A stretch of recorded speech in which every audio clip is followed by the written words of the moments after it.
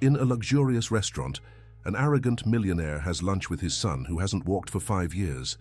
Suddenly, a poor, barefoot girl appears among the customers and declares firmly, "Give me food and I'll heal your son."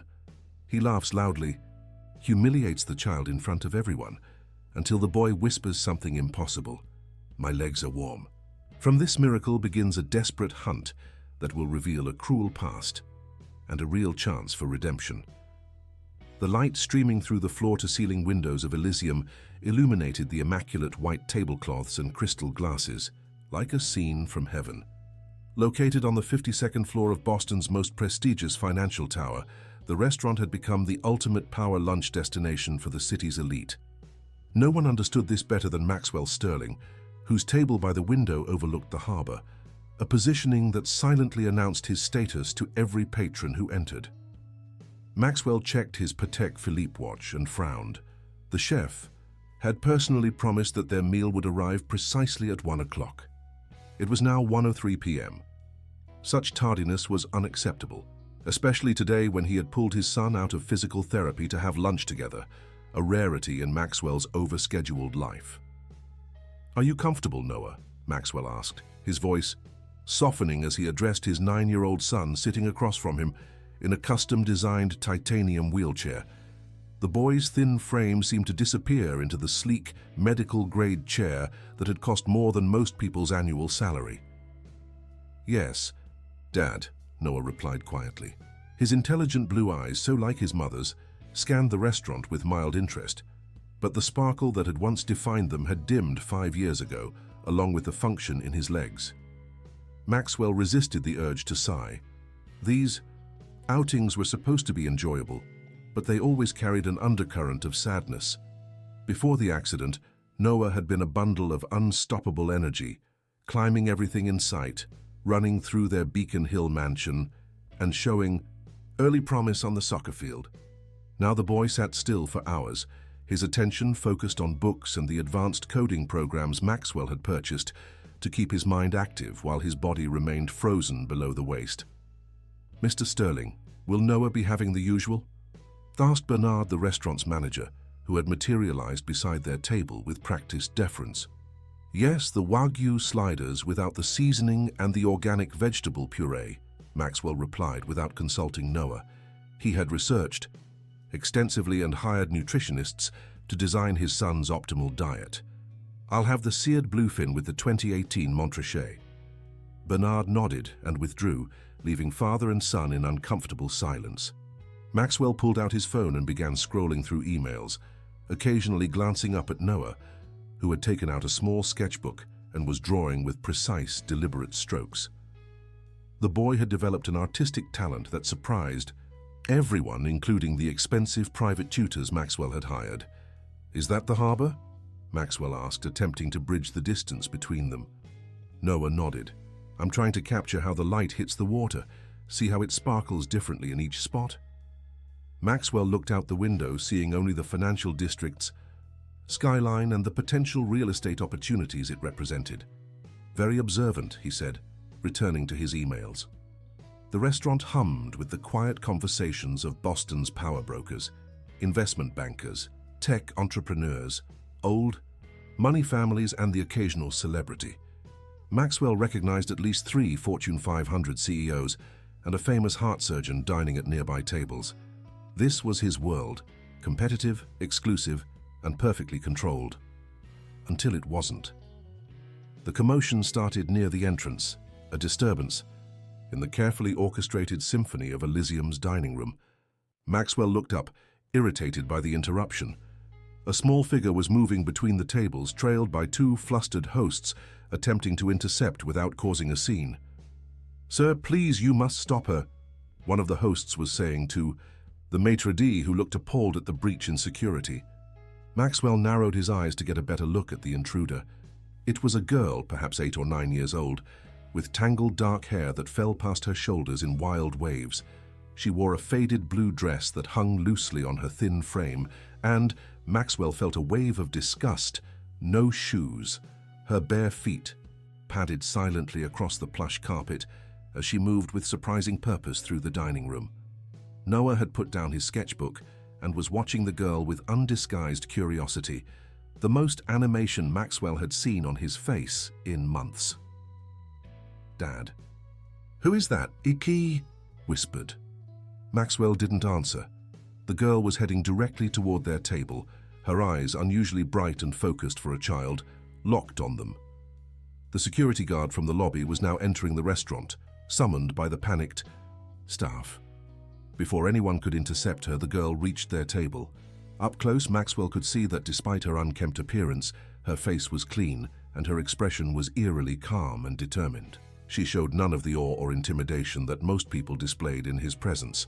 "Mr. Sterling," she said, her voice clear and steady, surprising him with the use of his name. "I need to speak with you." Maxwell recovered from his initial shock and felt anger rising in his chest. "How did you get in here?" he demanded. "This is a private establishment." The girl ignored his question. Her gaze shifted to Noah, softening as she took in the wheelchair and the boy's curious expression. "I can help your son," she said simply. Maxwell felt a cold laugh escape his throat. "Excuse me?" "Give me food and I will heal your son," she announced louder now, causing heads to turn at nearby tables. Maxwell's embarrassment quickly turned to rage. Over the past 5 years, he had endured countless charlatans, self-proclaimed healers, and experimental treatment proposals. He had flown Noah to specialists in Switzerland, Japan, and Germany. He had funded an entire research department at Massachusetts General Hospital dedicated to spinal cord regeneration. Nothing had worked. And now this urchin, had the audacity to barge into his sanctuary and offer what the world's leading medical minds could not deliver. "Security," Maxwell called, raising his hand. "Remove this girl immediately." The security guard moved forward, but the girl stood her ground. "You've tried everything money can buy," she said, her eyes piercing into Maxwell's, "but you haven't tried faith." "Faith?" Maxwell spat the word like it was poison. "Do you know how many faith healers have contacted me? Do you think you know better than the chief of neurosurgery at Johns Hopkins? Better than the research team I fund at MIT? The restaurant had fallen silent, all eyes on the bizarre confrontation between Boston's wealthiest man and the shoeless child. Noah was watching with wide eyes, his hands gripping the arms of his wheelchair. "Dad," he began, but Maxwell cut him off. "I won't have my son used as a prop for some scam," he said coldly. "Where are your parents? Who put you up to this?" The girl didn't flinch. "No one. I came because I was supposed to." She turned to Noah again. "May I touch your legs?" "Absolutely not." Maxwell stood up so quickly his chair nearly toppled. "This has gone far enough." The security guard had reached them now, along with Bernard, whose face was a mask of mortification. "Mr. Sterling, I cannot apologize enough for this intrusion. We'll remove her immediately and ensure this never happens again." The girl knew her time was running out. As the guard reached for her arm, she ducked under the table and emerged on Noah's side. Before anyone could stop her, she knelt and placed her small hands on Noah's motionless legs, closing her eyes. There was no flash of light, no dramatic sound, just the simple touch of a child's hands through the fabric of Noah's designer pants. Maxwell was around the table in an instant, ready to pull her away. "Don't touch my son," he shouted, grabbing her shoulder. But he froze when he heard Noah's gasp. "Dad!" Noah's voice was barely audible, his face a picture of shock. "Dad, my legs, they're warm. I can feel something." Maxwell's hand dropped from the girl's shoulder. "What?" "I feel warmth, Dad." Noah's voice rose with excitement. "For the first time, I can feel something." The girl stood up calmly and stepped back. "He needs more help," she said. "But now you know I'm telling the truth." Maxwell stared at his son, then at the strange girl, unable to process what was happening. Noah was running his own hands over his thighs, tears streaming down his face. "It's like pins and needles, Dad," he whispered. "Like when your foot falls asleep, but then starts to wake up." The security guard looked uncertainly between Maxwell and the girl. "Sir, should I?" Maxwell couldn't answer. His worldview was crumbling around him. The girl used his silence to back away. "When you're ready to believe, find me," she said. Then, before anyone could react, She turned and ran through the now silent restaurant. By the time Maxwell's brain caught up with the reality of what had just occurred, the girl had disappeared through the kitchen doors, leaving behind a dining room full of shocked patrons, a bewildered security team, and a boy who, for the first time in 5 years, was feeling sensation in his paralyzed legs. The next 24 hours passed in a blur for Maxwell Sterling. After the incident at Elysium, he had immediately rushed Noah to Massachusetts General Hospital, where Dr. Eleanor Chen, the neurologist who had been overseeing Noah's case since the accident, ran a battery of tests. The preliminary results were baffling. "There are definite changes in neural activity," Dr. Chen explained, pointing to the scan results displayed on her computer screen. They were alone in her office, Noah having finally fallen asleep in the examination room next door after hours of testing. "I can't explain it, but there's electrical impulse transmission where there was none before." Maxwell paced the small office, his tie loosened and hair disheveled, a stark contrast to his usually impeccable appearance. "That's impossible. The damage to his spinal cord was irreversible. You showed me the scans yourself." Dr. Chen removed her glasses and rubbed the bridge of her nose. "I know what I said, Maxwell.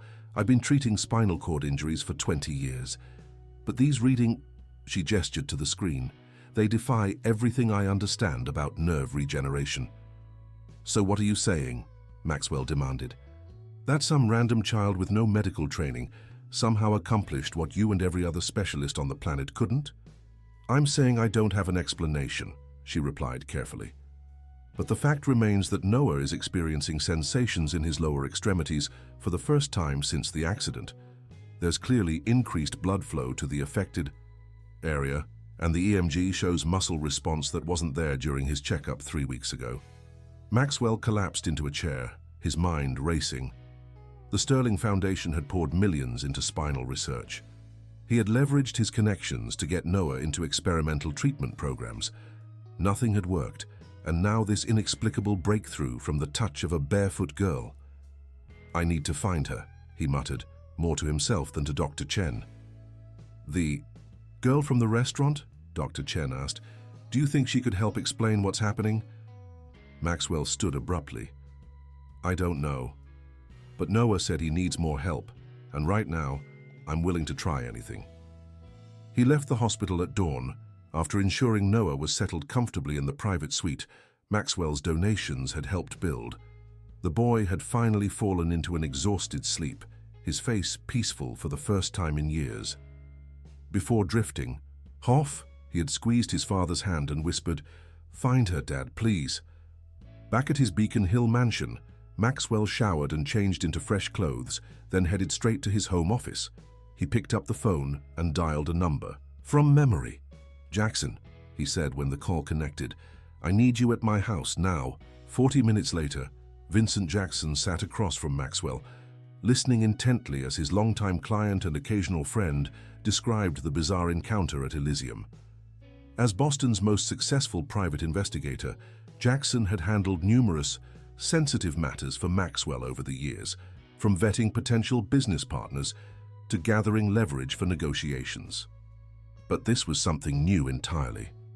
"Let me get this straight," Jackson said, tapping his pen against his notepad. "You want me to find a barefoot girl, approximately 8 to 9 years old with dark hair, who somehow got into Elysium yesterday around 1 o'clock. "Yes," Maxwell replied, sliding a check across the desk.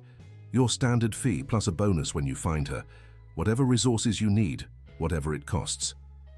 Jackson glanced at the check, then tucked it into his jacket pocket without comment. "Any idea where she came from or how she knew your name, your son's condition?" Maxwell shook his head. "None. That's what I need you to find out. Security footage from the restaurant? Already requested. Bernard is sending it over this morning. I want you to review it, then check every street camera in a 10-block radius. She couldn't have just vanished." Jackson nodded, making notes. "What about the restaurant staff? Anyone see how she got in or where she went?" The kitchen staff reported seeing her exit through the loading dock. After that, nothing. Maxwell pushed a folder across the desk. "Here's everything I have so far, including statements from the staff and a sketch Noah made of her." Jackson opened the folder and examined the drawing, surprisingly detailed for a 9-year-old. The girl's eyes were the most striking feature, rendered with unusual depth. "Cute kid," Jackson commented, "but something feels off about this whole situation. How did she know about your son? How did she get past security at one of the most exclusive restaurants in Boston? And most importantly, what did she actually do to him?" Maxwell leaned forward, his eyes intense. "I don't care about the how or why right now. I just need to find her." "I'll start immediately," Jackson promised, standing to leave. But Maxwell, be prepared. This might not lead where you expect. After Jackson left, Maxwell called his executive assistant, Carolyn. "Cancel everything for the next week," he instructed, "and prepare a press release stating I'm taking personal leave to focus on a promising development in Noah's treatment." "That's wonderful news, Mr. Sterling," Caroline exclaimed. "Is Noah really getting better?" Maxwell hesitated. "It's complicated. Just handle the arrangements, please." Next, he called his head of security, James Daniels. "I need you to set up a reward for information.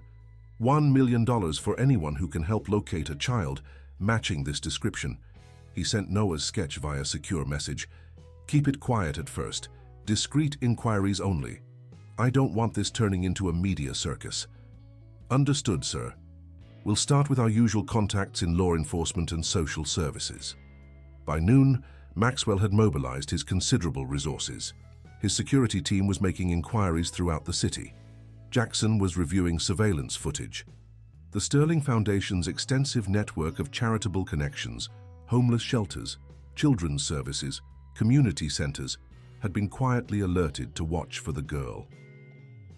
Meanwhile, Maxwell returned to the hospital to find Noah working with a physical therapist. The boy's face lit up when he saw his father. "Dad, look!" Noah exclaimed, pointing to his right foot, which was moving slightly.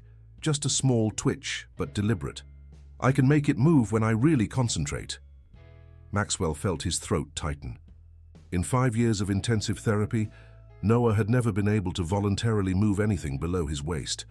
He crossed the room and knelt beside the wheelchair, taking his son's small hand.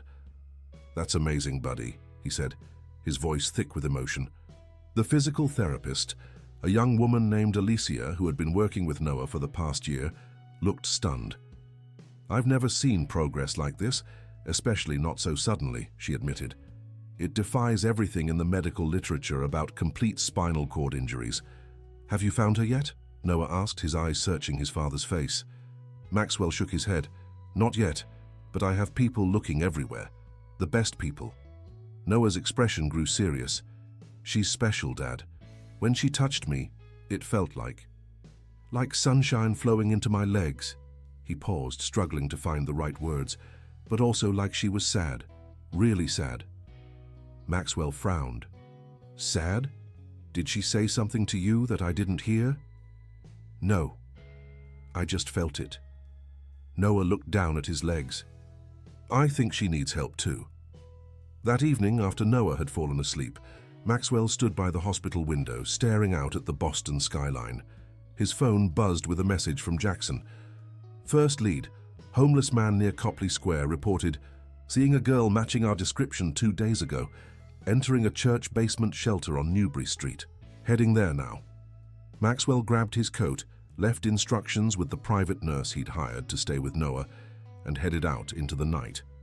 The luxury Tesla he normally drove seemed conspicuous for where he was going, so he called an Uber instead.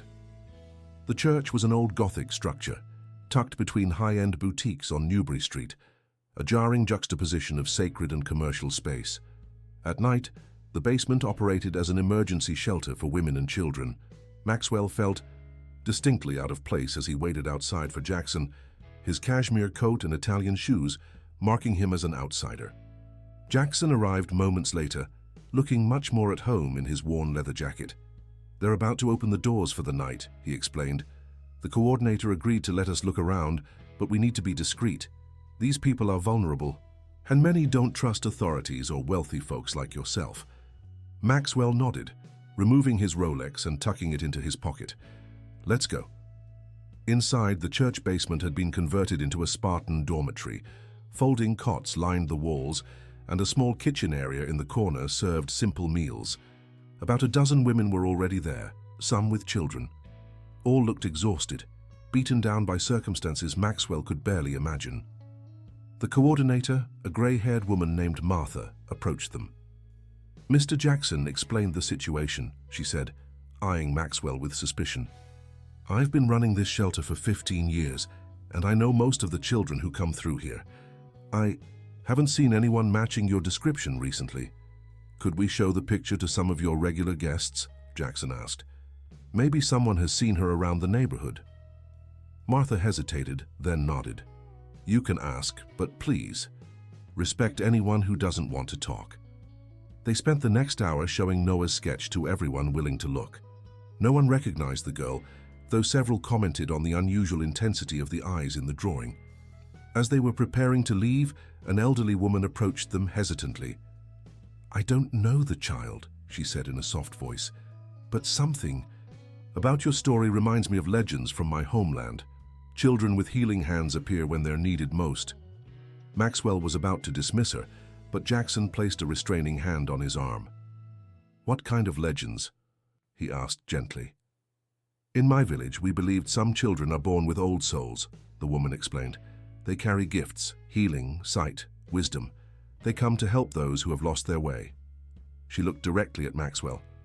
"Often to those who have everything, yet have nothing." Maxwell felt a chill despite the warmth of the basement. "Do these legends say how to find such children?" The woman smiled sadly. "They find you when you're ready, not before." As they left the shelter, Maxwell's phone buzzed with another message, this one from James Daniels. "Possible sighting in South End. Girl matching description seen at Community Center on Harrison Ave yesterday. Location now closed. We'll investigate first thing tomorrow." "South End," Maxwell muttered. "That's not far from here." Jackson nodded. "It's a start, but Maxwell, we need to consider something." He paused, choosing his words carefully. "What if we find this girl and she can't or won't help Noah again? What's your plan then?" Maxwell's jaw tightened. "There is no other plan. She made my son feel something in his legs for the first time in 5 years. Whatever it takes, whatever she wants, I'll make it happen." "Even if what she wants isn't something you can buy?" Jackson asked quietly. Maxwell didn't answer. The question hung in the air between them as they parted ways for the night, each haunted by the mysterious girl with healing hands who had vanished into the city. The community center on Harrison Avenue looked nothing like the polished establishments Maxwell typically frequented. The red brick building, once a factory in Boston's industrial past, now served as a hub for various social services. A worn sign announced programs ranging from after-school tutoring to job placement assistance and free health screenings. Maxwell had arrived just as they opened, having barely slept the night before. After checking on Noah, whose condition continued to show small but remarkable improvements, he had instructed his driver to bring him directly to the South End address. Inside, the walls were covered with children's artwork and community announcements. A bulletin board displayed job listings, apartment shares, and flyers for English classes. The reception area was already busy with people waiting for various services, many looking tired but determined. The young woman at the front desk seemed overwhelmed by the morning rush, but her expression shifted to wary recognition when Maxwell approached. "You're Maxwell Sterling," she said, not as a question. "Yes," he replied, not bothering to deny the obvious. His face appeared regularly in business publications and charity gala photos. "I'm looking for information about a child who may have been here yesterday." The receptionist, her name tag read Kendra, frowned. "We serve many children, Mr. Sterling, and we respect their privacy." Maxwell placed Noah's sketch on the counter. "This girl, approximately 8 or 9 years old, barefoot, wearing a blue dress." Kendra glanced at the drawing, her expression carefully neutral.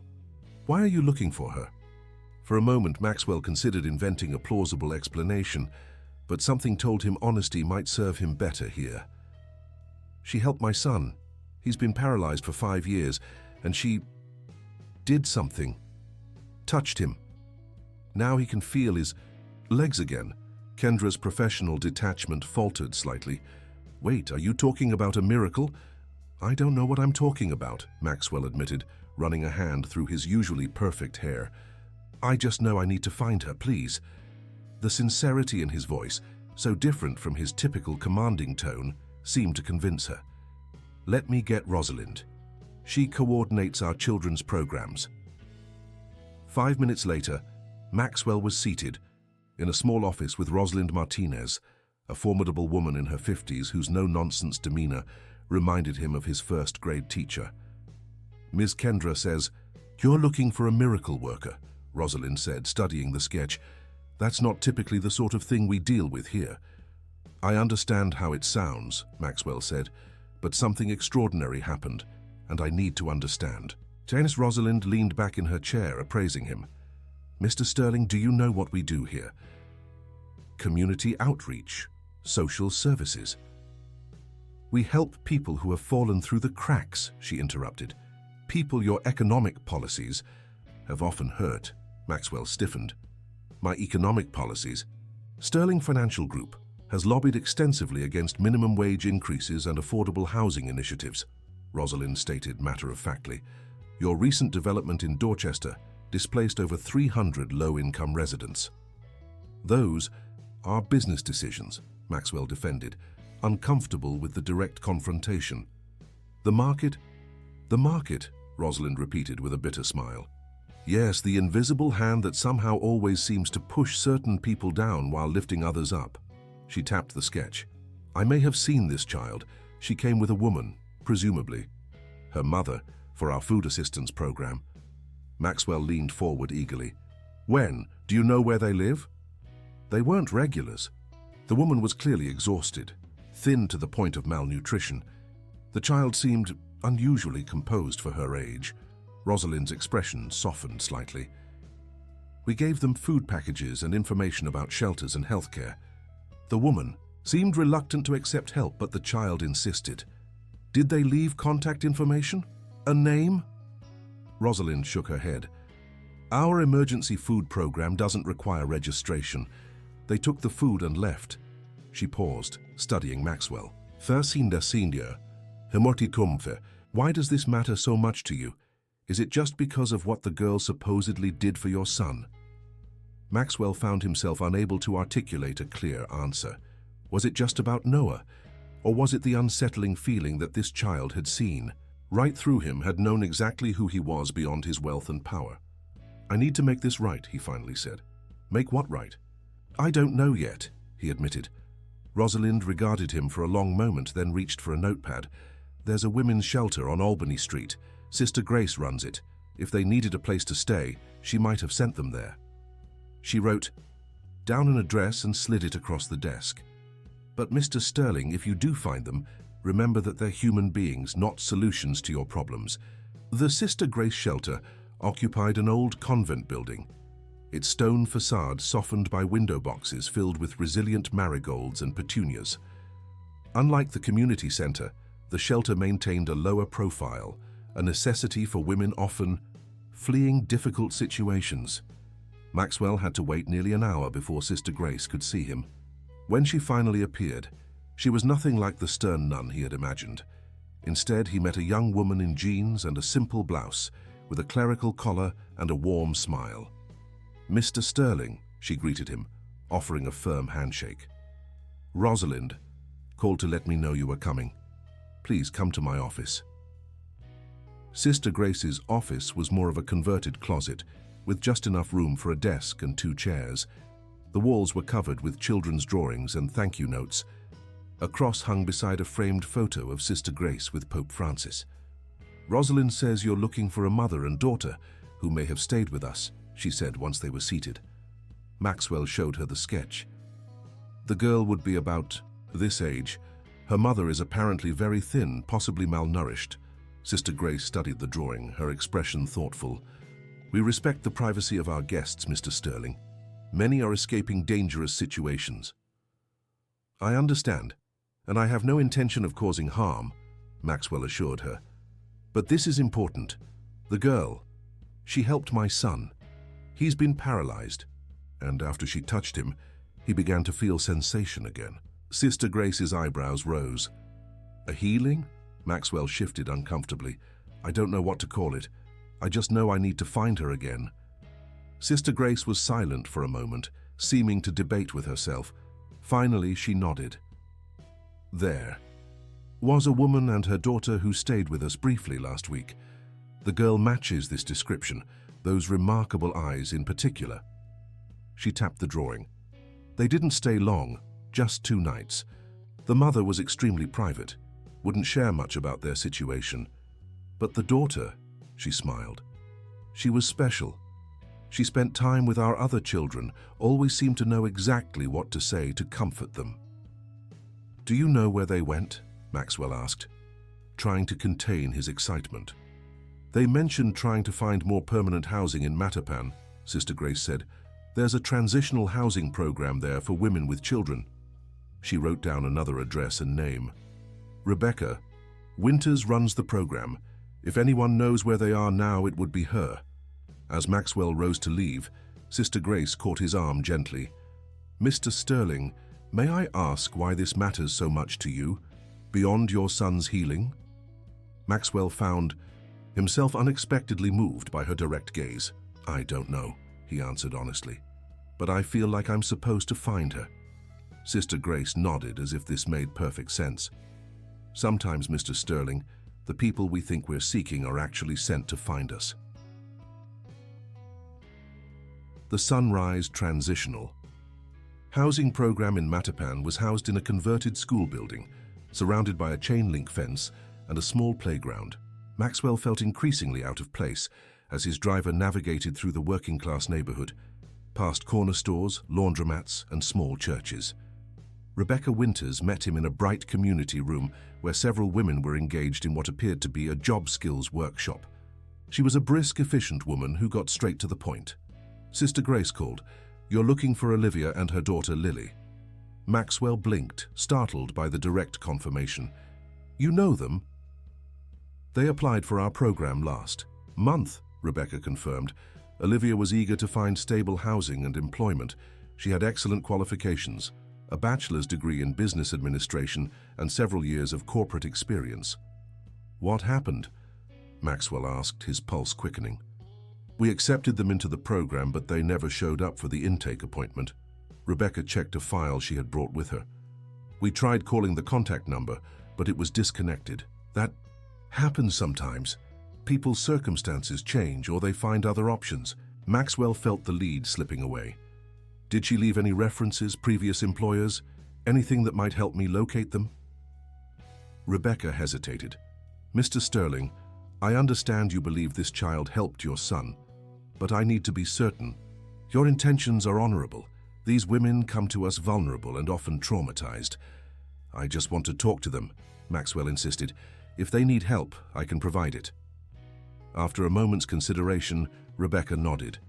Olivia did list a previous employer, Callaway Innovations. She worked there in their finance department until about 5 years ago. Maxwell froze. Callaway Innovations was a biotech startup that Sterling Financial Group had acquired 4 years ago. Before the acquisition, he had personally reviewed their financial statements and staffing. "Did she say why she left?" he asked, his mouth suddenly dry. "No," Rebecca replied, "but her employment gap coincided with her daughter's birth. That's common. Many women in our program have had to leave jobs due to lack of maternity support or childcare options." Maxwell's mind was racing. Could there be a connection? He thanked Rebecca for her time and hurried back to his car. "Take me to the office," he instructed his driver, "immediately." At Sterling Tower, Maxwell bypassed the usual greetings from staff and headed straight for the executive floor. He barricaded himself in his office and called the HR director for Callaway Innovations, now a subsidiary of Sterling Financial Group. "I need employee records from before the acquisition," he demanded without preamble. "Specifically, anyone named Olivia who worked in finance and left approximately 5 years ago. Sir, those records would be archived. It might take some time to find them." "Now," Maxwell interrupted, "this is priority 1. While waiting, Maxwell called the hospital to check on Noah. The boy's progress continued. He had managed to wiggle his toes on both feet that morning, leaving his physical therapists astounded. "He's asking for you," the nurse informed him. "And he keeps talking about the girl, says her name is Lily." Maxwell's breath caught. "Lily, he knows her name?" "He says she told him in his mind," the nurse explained, sounding uncomfortable. "Dr. Chen thinks it might be a product of the trauma and the sudden changes in his condition. Tell Noah I'll be there soon," Maxwell promised, "and that I might have a lead on finding Lily." 2 hours later, Maxwell sat alone in his office, staring at a personnel file on his desk. The photo, clipped to the front, showed a younger, healthier version of the woman Rebecca had described, Olivia Winters, financial analyst at Callaway Innovations. According to the file, she had been a stellar employee, educated at Boston University, consistently, excellent performance reviews, responsible for several cost-saving initiatives that had made the company an attractive acquisition target. And then, 5 years ago, her employment had abruptly terminated. The reason listed: excessive absenteeism. Maxwell. Flip to the final performance review, dated just weeks before her termination. A note from her supervisor read, "Despite Olivia's previous excellent performance, her recent unreliability has become problematic. Her request for additional unpaid leave following her medical absence cannot be accommodated due to business needs." Medical absence.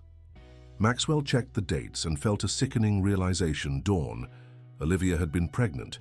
She had requested maternity leave and then additional time off, and she had been denied. He reached for the acquisition paperwork, scanning the executive summary he had reviewed before purchasing Callaway. There it was in black and white.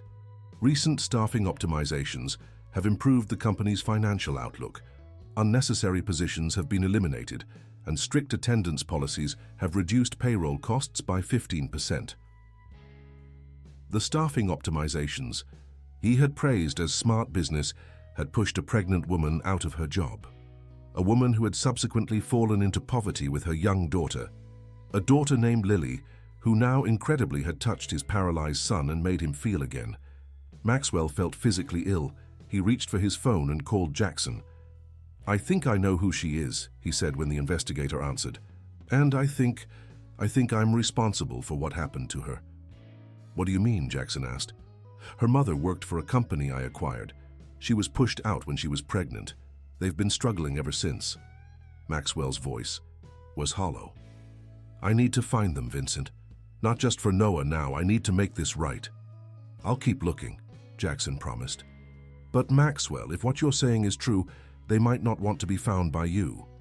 The truth of that statement hit Maxwell like a physical blow. If Olivia knew who he was, and given Lily's appearance at the restaurant, why would she ever want to see him? What could he possibly say to make amends for 5 years of hardship? Yet somehow, against all logic, her daughter had come to him, had helped his son, had started a chain of events that was forcing Maxwell to see the consequences of decisions he had made without a second thought. As the realization of his culpability sank in, Maxwell stared out at the Boston skyline from his corner office. The city looked different somehow, no longer just a landscape of investment opportunities and property values, but a complex web of lives affected by his choices. Lives like Olivia's and Lily's, who had disappeared into the margins he had never bothered to notice. The rain fell in sheets across Boston, drumming against the hospital windows as Maxwell sat beside Noah's bed. It had been 4 days since the encounter at Elysium, and while Noah's improvement continued to baffle his medical team, they still couldn't explain the mechanism behind it. More importantly to Maxwell, they couldn't guarantee the changes would last or progress further. "Tell me again what she said to you," Maxwell urged gently, watching his son sketch another drawing of the mysterious girl. Noah's artistic talents had always been impressive, but these recent drawings captured something ethereal that sent shivers down Maxwell's spine. "She didn't say much, Dad," Noah replied, his pencil moving with practiced precision across the paper. "But I felt her. Here." He tapped his chest. "She was sad but not scared, and she knew things. What kinds of things? Noah frowned, concentrating. About the accident, about Mom, about you. Maxwell felt a chill that had nothing to do with the hospital's air conditioning. What about me? That you're lost, Noah said simply. That you forgot what matters. The words struck Maxwell with unexpected force. Since Evelyn's passing 6 years ago, just a year before Noah's accident, he had thrown himself into work, building Sterling Financial Group into a behemoth that dominated Boston's financial landscape. He had told himself it was to secure Noah's future, to build a legacy that would provide for his son long after Maxwell was gone. But in the process, had he lost sight of the present? His phone buzzed, mercifully interrupting the uncomfortable direction of his thoughts. It was Jackson. "I've got something," the investigator said without preamble. "A janitor at Boston Children's Hospital recognized the girl from the sketch. Says she comes to the oncology ward sometimes, just sits with the kids. No one knows how. She gets in. Security has no record of her. They've been calling her the ghost girl." Maxwell's pulse quickened. "When was she last seen there?" "Yesterday afternoon. I'm heading over now to review their security footage." "I'll meet you there," Maxwell said, already standing. Noah looked up from his drawing. "You found Lily?" Maxwell hesitated. "Maybe. I'm going to check." Noah nodded solemnly. "Tell her thank you, and that I'm keeping my promise." "What promise?" The boy smiled mysteriously. "She'll know." Boston Children's Hospital was less than a mile from Massachusetts General, where Noah was being treated. Despite the short distance, Maxwell found himself in two completely different worlds. While Noah's private wing offered luxury and exclusivity, Children's Hospital pulsed with a more democratic energy, children of all backgrounds receiving care under the same roof. Jackson was waiting in the security office, reviewing footage, with a guard. "We've got her on camera," he said as Maxwell entered.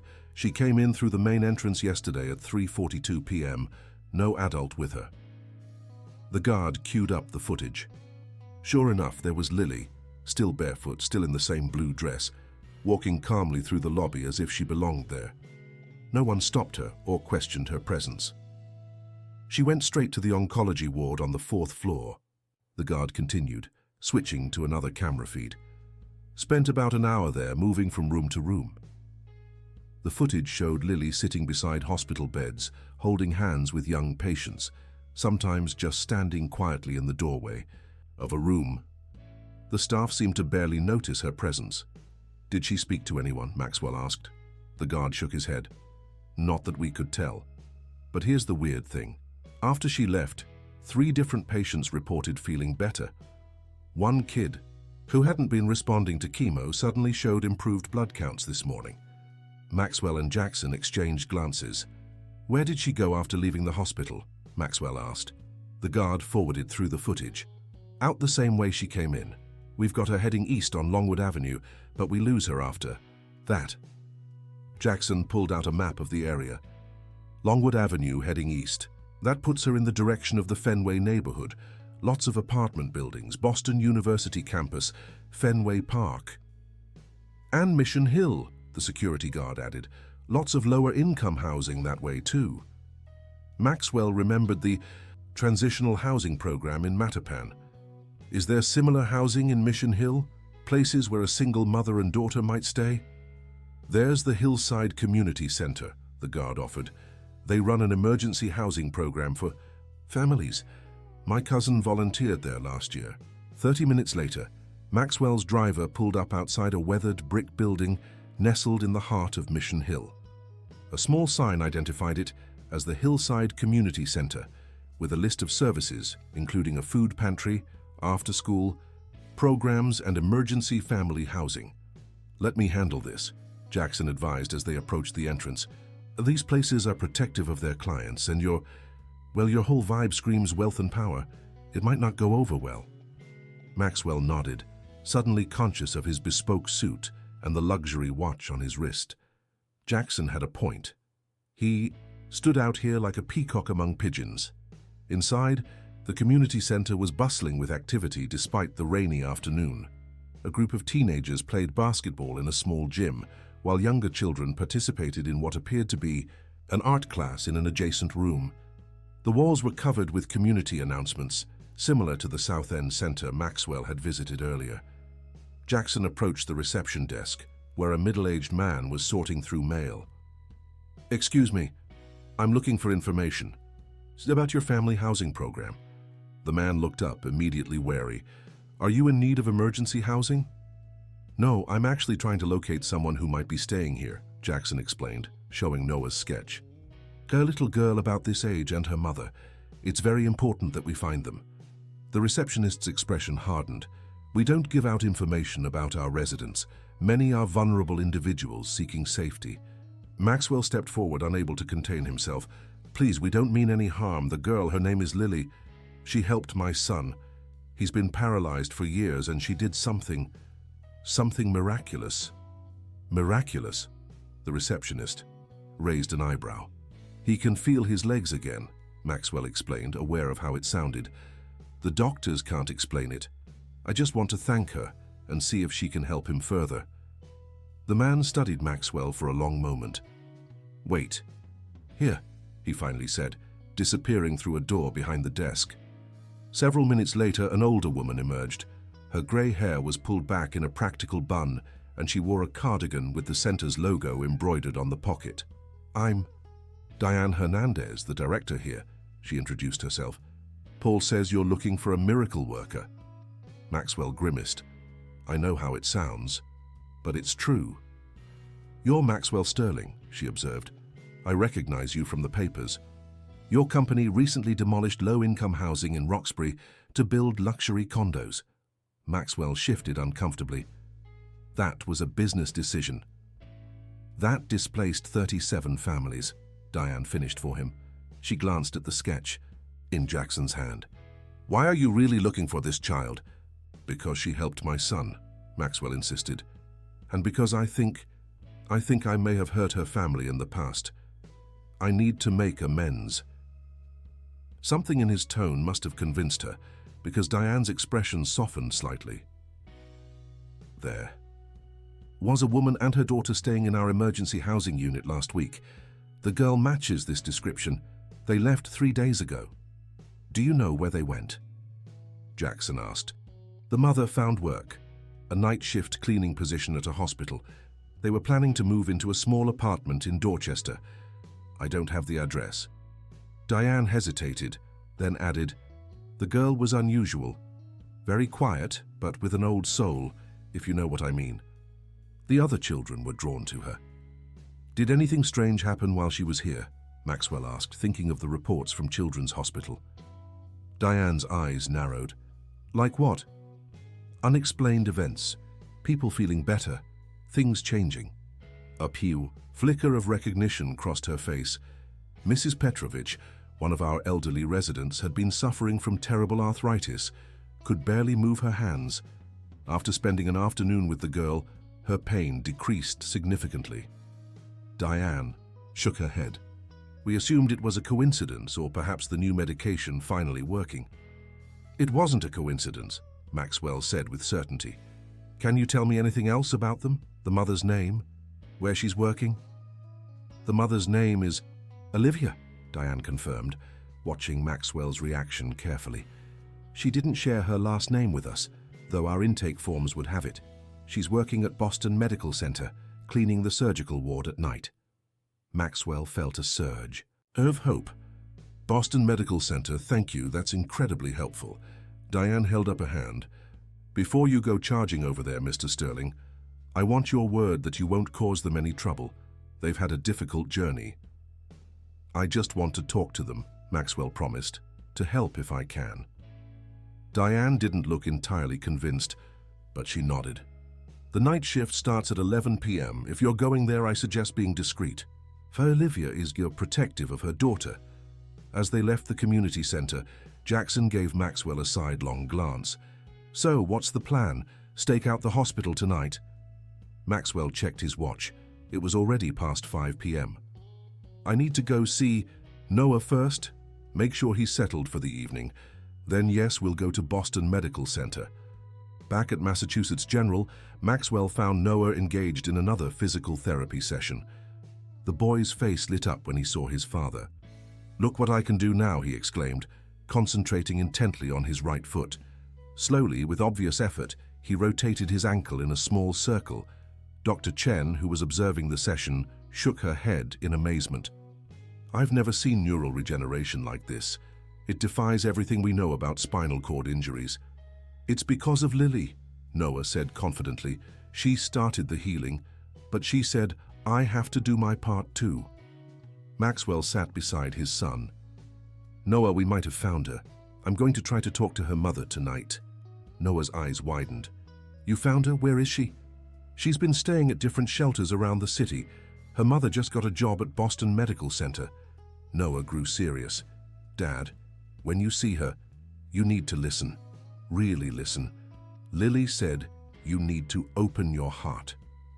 Maxwell felt a strange discomfort at his son's words. "I will, buddy, I promise." After making sure Noah was comfortable for the night, Maxwell left the hospital. He had his driver take him home to change into more casual clothes, a decision that would have been unthinkable to him a week ago. The idea of deliberately dressing down would have seemed absurd to the Maxwell Sterling, who existed before the girl touched his son. He met Jackson outside Boston Medical Center at 10:30 p.m. The investigator had been staking out the employee entrance, watching for any sign of Olivia. "Most of the cleaning staff comes in through that side door," Jackson explained, pointing to a nondescript entrance on the building's east side. "I've been here since 9, but haven't seen anyone matching her description yet." They waited in Jackson's car, parked across the street with a clear view of the entrance. At 10:50 p.m., employees began arriving for the night shift, mostly women, many looking tired before their work had even begun. "There," Jackson said suddenly, pointing to a slender woman hurrying toward the entrance. Even from a distance, Maxwell recognized her from the personnel file photo, though she was much thinner now, her face drawn with exhaustion. She wore a practical coat over what appeared to be a uniform and carried a small backpack. "That's Olivia," Maxwell confirmed, his heart racing. "But where's Lily?" "Probably with a sitter or neighbor. She wouldn't bring a child to an overnight shift." Maxwell opened the car door. "I need to talk to her." "Whoa, hold on," Jackson cautioned. "You can't just ambush her as she's going to work. She might panic or call security." "Then what do you suggest?" Jackson considered for a moment. "Wait until her break. The overnight cleaning staff usually gets a meal break around 2 a.m. She'll probably go to the cafeteria or step outside for air." The suggestion was logical, but the thought of waiting for hours made Maxwell's skin crawl. Every fiber of his being wanted to run across the street and confront Olivia immediately. What would he say? How could he possibly explain himself or make amends for the harm he had caused? As he debated, Olivia disappeared through the employee entrance, unaware of the millionaire watching her from across the street. "I have a better idea," Maxwell said suddenly. "Let's find out where they're living. If they just moved to an apartment in Dorchester, Lily might be there with a babysitter. I want to see both of them, not just catch Olivia on her break." Jackson frowned. "How do you propose we find their address?" "The housing center didn't have it." "Payroll," Maxwell replied. "She just started working here. They'll have her address on file for tax purposes." "And how exactly are we going to access that information? I'm good, but I can't hack a hospital HR system." Maxwell pulled out his phone. "We don't need to hack anything. Boston Medical Center received a $10 million donation from the Sterling Foundation last year. Their chief administrator owes me a favor." One phone call and 30 minutes later, Maxwell had an address in Dorchester, a small apartment in a worn brick building on a street lined with similar structures. According to the hospital administrator, Olivia Winters had listed the address when completing her employment paperwork 3 days earlier. "This feels wrong," Jackson commented as they parked outside the building. Tracking down a woman's home address, showing up unannounced at night. Maxwell hesitated, suddenly seeing the situation through different eyes. What was he doing?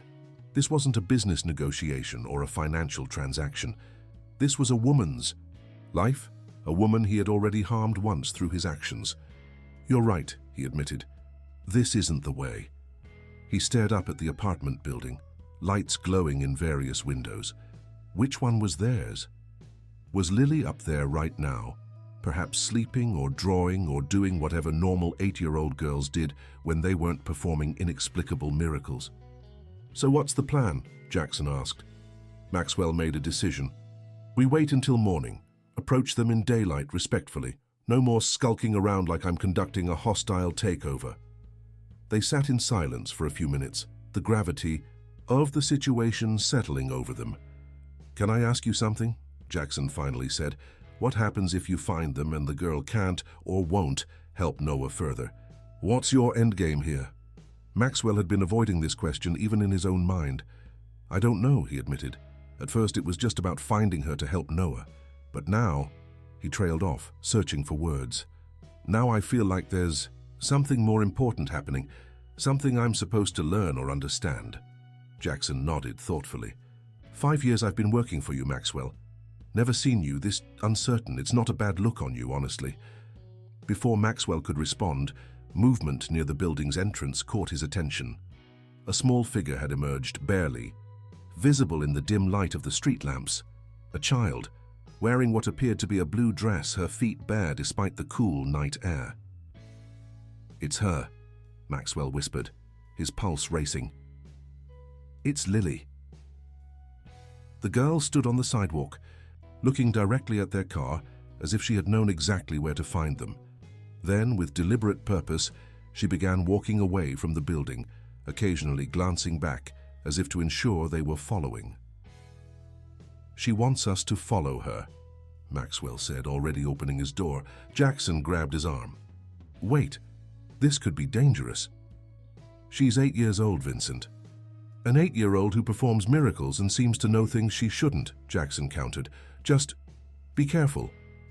Maxwell nodded and stepped out of the car. The girl, Lily, had stopped about 50 feet away, waiting patiently under a streetlight. As Maxwell approached, he could see her more clearly. She wore the same blue dress from the restaurant, her dark hair falling in waves around her small face.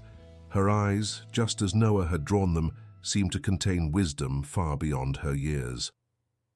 "Hello, Lily," Maxwell said softly when he reached her. "My name is Maxwell Sterling," she completed for him, her voice clear and unafraid. "I know who you are. You're Noah's father." "Yes," he confirmed, fighting the urge to kneel down to her level, sensing somehow that she wouldn't appreciate being treated like a typical child. "Thank you for helping him. The doctors can't explain what's happening, but he's getting better. He can move his feet now." Lily nodded, unsurprised. "He's strong. He just needed to remember how to feel." Can you help him more?" Maxwell asked, the question that had driven his search finally finding voice. Lily studied him with those unsettling eyes. "That depends on you." "On me? I don't understand." "You will," she said simply. Then she pointed down the street. "My mother doesn't know I left. She made the neighbor check on me every hour while she's at work. I need to go back before they notice I'm gone." "Wait," Maxwell said quickly. "Please, can I talk to your mother? I think I need to apologize to her." Lily's expression softened slightly. "Yes, you do." She turned to go, then paused. "Come to our apartment tomorrow at noon, apartment 3B. My mother will be home from her shift by then."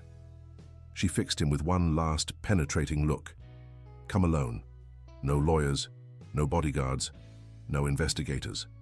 And with that, she walked back toward the apartment building, leaving Maxwell standing alone under the streetlight, feeling as though he had just experienced something beyond his understanding, a feeling that was becoming unsettlingly familiar.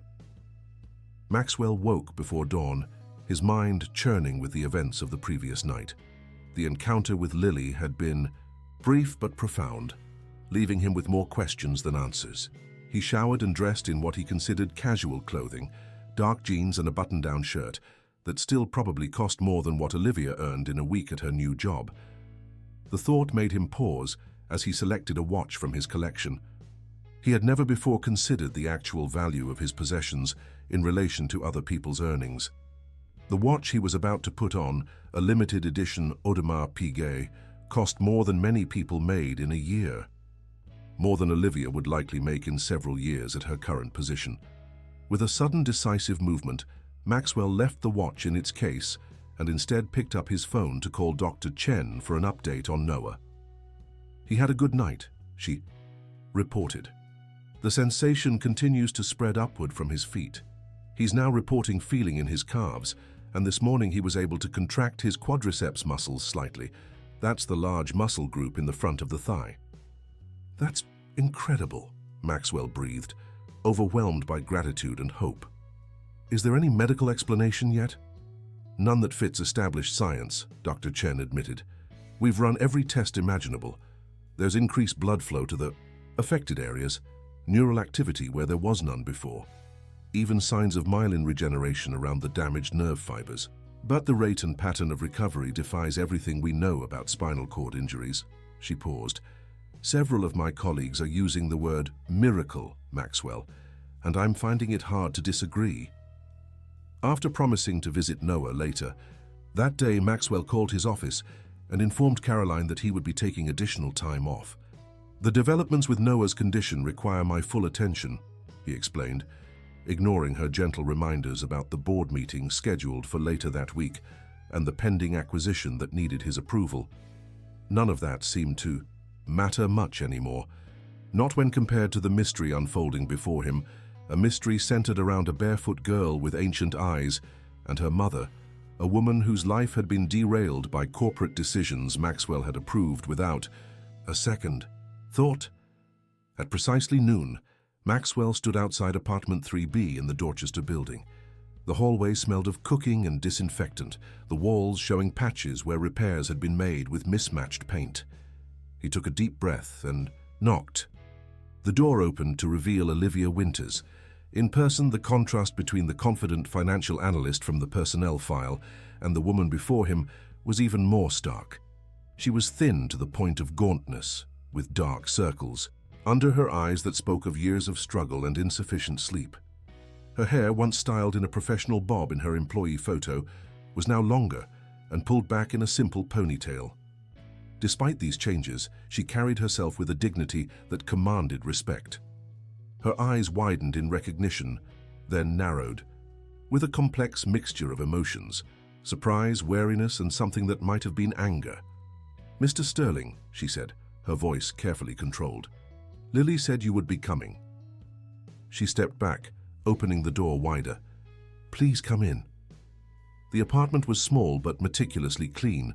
What little furniture they had was clearly second-hand, but arranged with care. A few children's drawings were taped to the refrigerator, and a stack of library books sat on the coffee table. It was a home created with very limited resources, but abundant attention to detail. Lily sat cross-legged on a worn couch, drawing in a sketchbook. She looked up when Maxwell entered, but didn't seem surprised by his presence. "Thank you for seeing me," Maxwell said, standing awkwardly in the center of the small living room, suddenly aware that he had no script for this situation. No business, strategy, or financial leverage to guide him. Lily insisted, Olivia replied. "She said it was important." She gestured to the couch. "Please sit down. Would you like some tea? It's just store brand, nothing fancy." "Tea would be nice, thank you," Maxwell said, sensing that the offer was as much about giving Olivia something to do as it was about hospitality. As Olivia moved to the kitchenette, Maxwell sat carefully on the couch, leaving plenty of space between himself and Lily. The girl continued drawing, seemingly uninterested in their adult conversation. "You have a lovely home," Maxwell offered, immediately regretting the platitude. The apartment was clean and dignified, but it was also clearly a place of economic hardship. Olivia returned with 2 mugs of tea, setting one before Maxwell. "Let's not pretend, Mr. Sterling. This apartment is one step up from homelessness, which is where we were until very recently." She sat in the single armchair across from the couch. "What can I do for you?"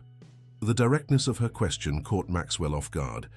In his world of corporate negotiations, people rarely spoke so plainly. I wanted to thank Lily for what she did for my son, and to talk to you about what happened at Callaway." Innovations.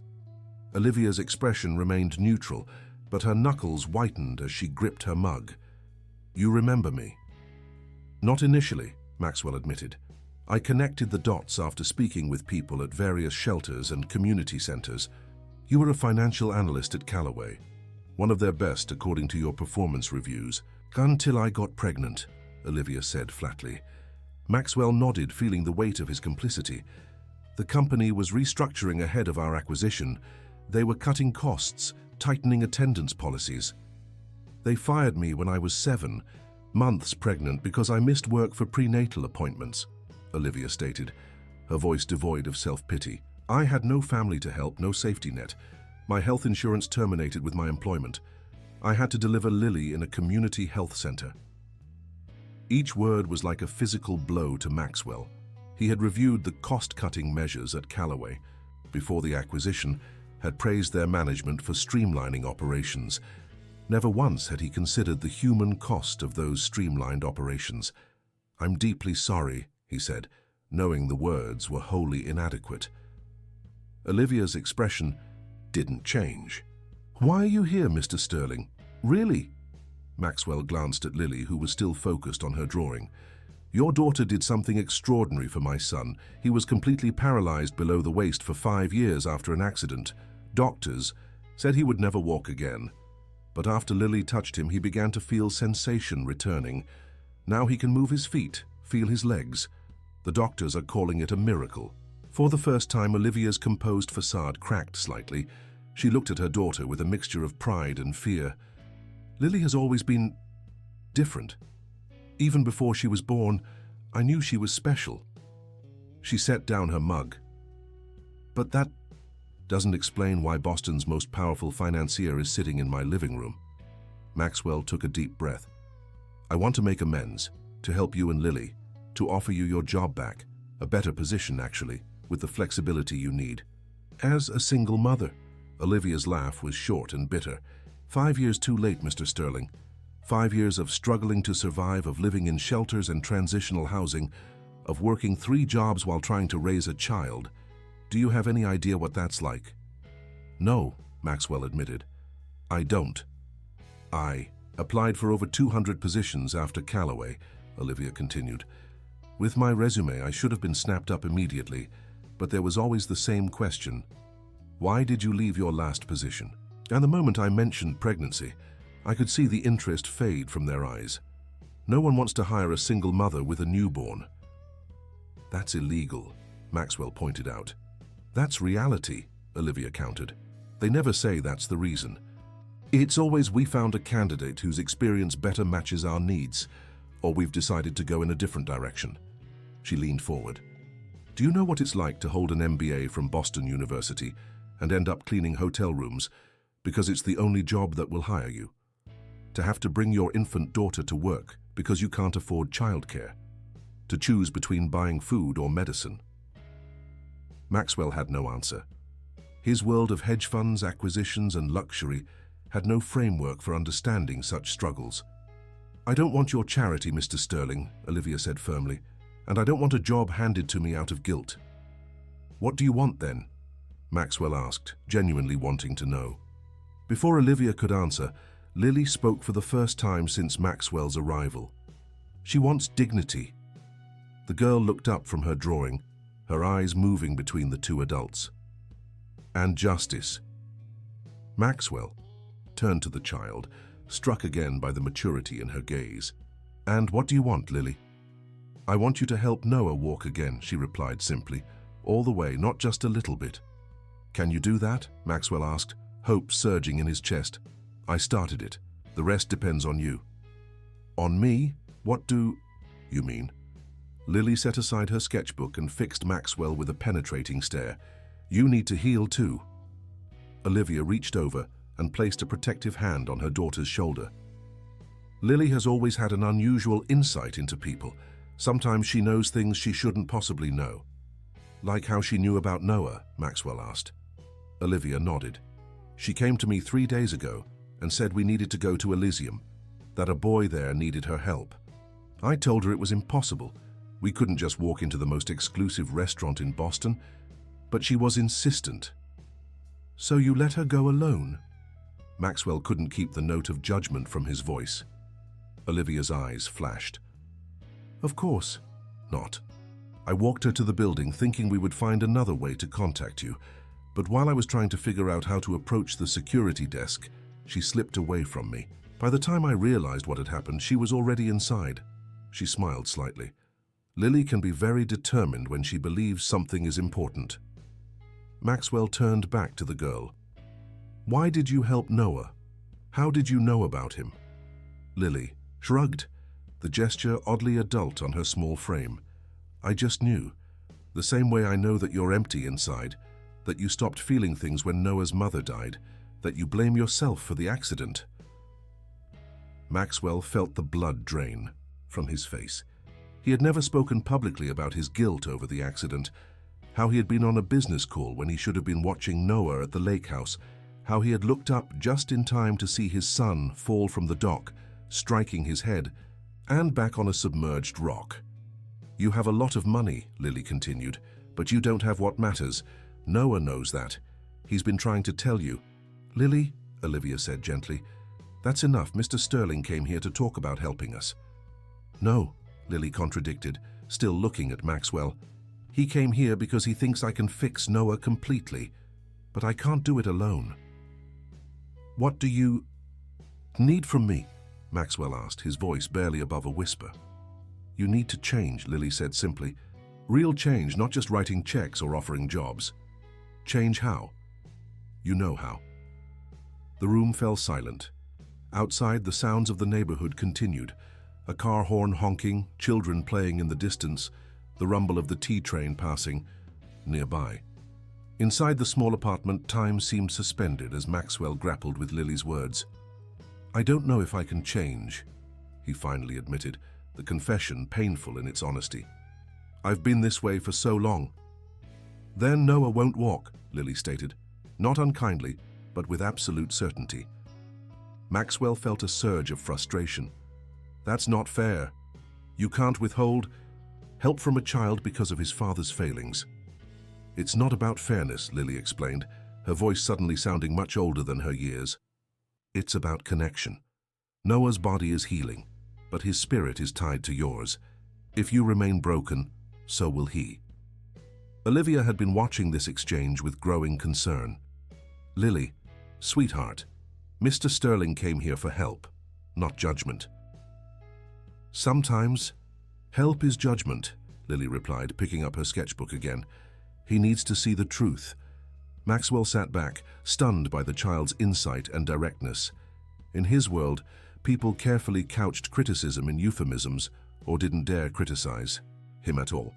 But this child spoke to him as if his wealth and power meant nothing, because to her they didn't. "I want to help you both," he said to Olivia after gathering his thoughts. "Not out of charity or guilt, though I do feel guilty, but because it's right. Because no one should suffer the way you have because of a corporate policy I endorsed without considering its human impact."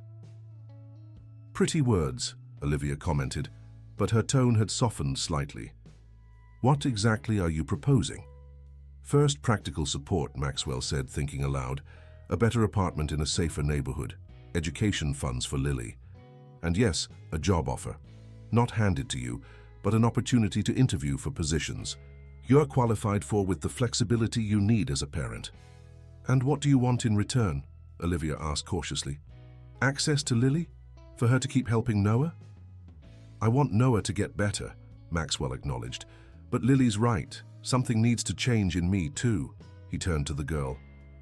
"Will you come to the hospital to see Noah again?" Lily nodded without looking up from her drawing. "Tomorrow, in the morning."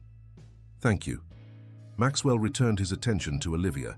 "I don't expect you to trust me, but I hope you'll give me a chance to make this right." Olivia studied him for a long moment. 5 years ago, when I was struggling to feed my newborn daughter, living in a shelter with no job prospects, I used to fantasize about confronting you, about making you see what your business decisions had done to real people." She smiled sadly. "And now here you are, in my living room, and all I feel is tired." Mom helped lots of people before, Lily said suddenly. At the bank place, she did the math to make money for people's retirements. She was really good at it. Maxwell blinked, struck by the simple truth of the child's statement. Olivia hadn't just been a cost on a spreadsheet. She had been a skilled professional whose work had tangible benefits for real people. You were in charge of pension fund investments at Callaway, he recalled from her file. Your strategies outperformed market benchmarks by 3.8% over 3 years. Olivia looked surprised that he remembered such a specific detail. Yes, that was my primary responsibility. The Sterling Foundation has a $5 billion endowment, Maxwell said, an idea forming. We've been looking for a new investment director, someone who understands both profit and social impact. He paused. Would that interest you? For the first time, Olivia seemed genuinely caught off guard. You're offering me control of your foundation's investments? Just like that? Not just like that, Maxwell clarified. You'd interview with the board, present your investment philosophy, demonstrate your skills. But yes, I would recommend you for the position. It pays well, offers flexible hours, and comes with comprehensive benefits, including childcare assistance.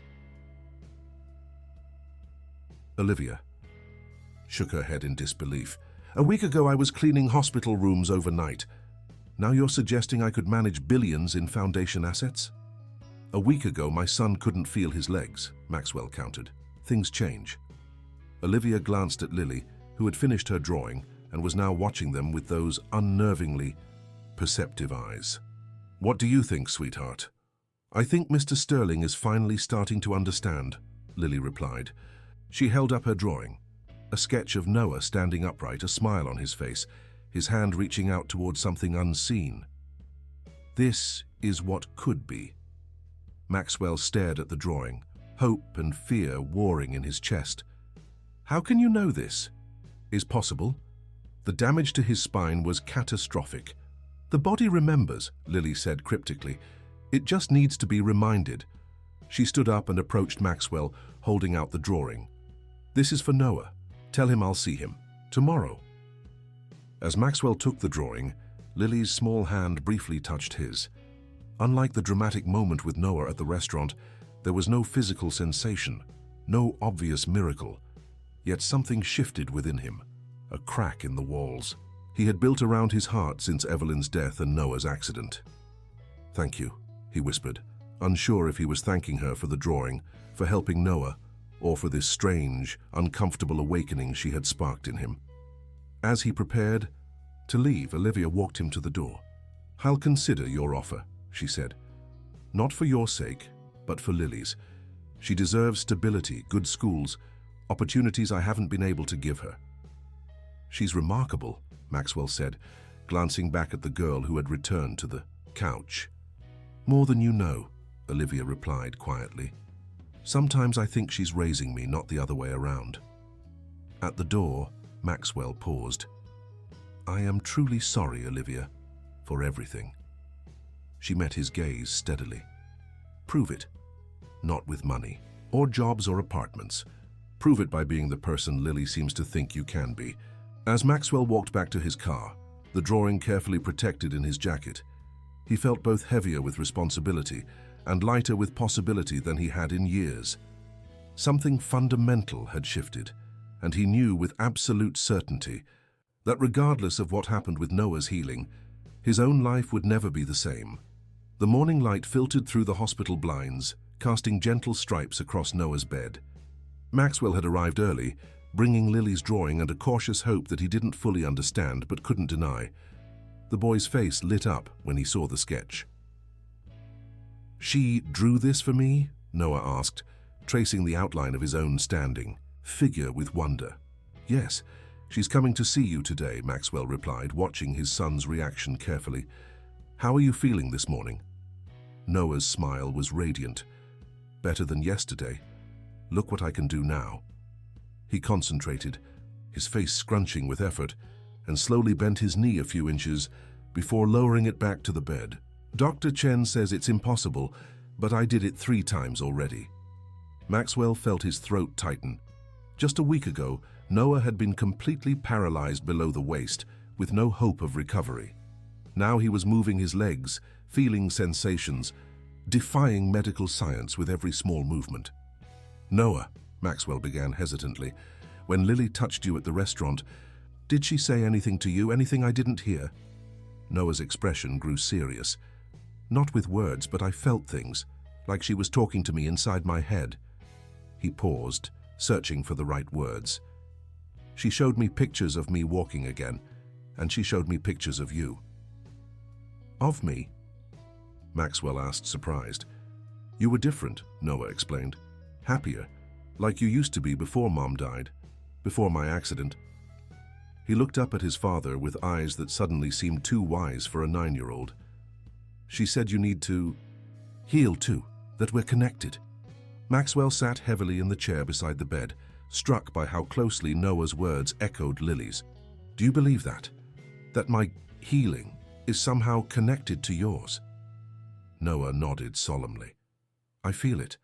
When you're sad or angry, or thinking about work, my legs get colder. When you're really here with me, like really present, they feel warmer." The observation hit Maxwell like a physical blow. Had his emotional distance, his retreat into work and wealth accumulation, after the twin tragedies of losing Evelyn and Noah's accident, somehow contributed to his son's continued paralysis? The idea seemed irrational, unscientific. Yet in the face of Noah's inexplicable improvement after Lily's touch, who was he to dismiss it? Their conversation was interrupted by Dr. Chen's arrival for the morning examination. Maxwell stepped out into the hallway, his mind racing with Noah's words. He had built his entire life around rationality and control, viewing emotions as distractions from clear decision-making. But what if that approach had been fundamentally flawed? What if the walls he had built around his heart weren't protecting him, but imprisoning him, and by extension, Noah? "Mr. Sterling?" a nurse approached, interrupting his thoughts. "There's a woman and child here to see Noah. They say they're expected." Maxwell felt a surge of anticipation. "Yes, please send them in." Moments later, Olivia and Lily appeared at the end of the corridor. Olivia looked more rested than she had the previous day, though still carrying the wariness of someone who had learned to expect disappointment. Lily walked beside her, still barefoot despite the hospital setting, her eyes taking in everything with that same uncanny awareness. "Thank you for coming," Maxwell greeted them, keeping his voice low. "Noah's just finishing his morning examination. The doctor should be done soon."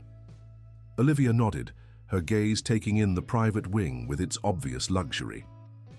"Quite different from the hospitals we're used to," she observed without rancor. "Mom," Lily said softly, tugging at Olivia's hand. "He's waiting for me." As if on cue, Dr. Chen emerged from Noah's room, her expression brightening when she saw Maxwell. "His progress continues to defy explanation," she reported. "The neural activity in his lower extremities has increased by 40% since yesterday. We've never documented recovery like this from a complete spinal cord injury." Her gaze shifted to Lily, curiosity evident in her professional assessment. "Is this Dr. Chen? This is Olivia Winters and her daughter Lily," Maxwell introduced them, deliberately omitting any mention of Lily's role in Noah's improvement. "They're friends visiting Noah." Dr. Chen's eyes narrowed slightly. She wasn't a fool, but she nodded politely. "Noah's ready for visitors. Try not to overtire him. We have more tests scheduled for this afternoon." As she walked away, Lily looked up at Maxwell. "She doesn't believe in miracles," the girl observed quietly, "but she's seeing one anyway." Inside the room, Noah was sitting propped against pillows, a tablet computer on his lap. His face broke into a wide smile when he saw Lily. "You came," he exclaimed, setting the tablet aside. "I said I would," Lily replied simply, approaching the bed while Olivia hung back near the door with Maxwell. The two children regarded each other with a strange familiarity, as if continuing a conversation that had never really ended. Noah held out Lily's drawing. "Thank you for this. Do you really think I'll be able to stand like this?" Lily nodded. "Your body remembers. It just forgot for a while." She glanced back at Maxwell and Olivia watching from the doorway, then lowered her voice. Has your dad started to change yet? Noah considered this. I think so. He stays with me more now. He talks about real things, not just business stuff. And he looks at people differently, like he's really seeing them.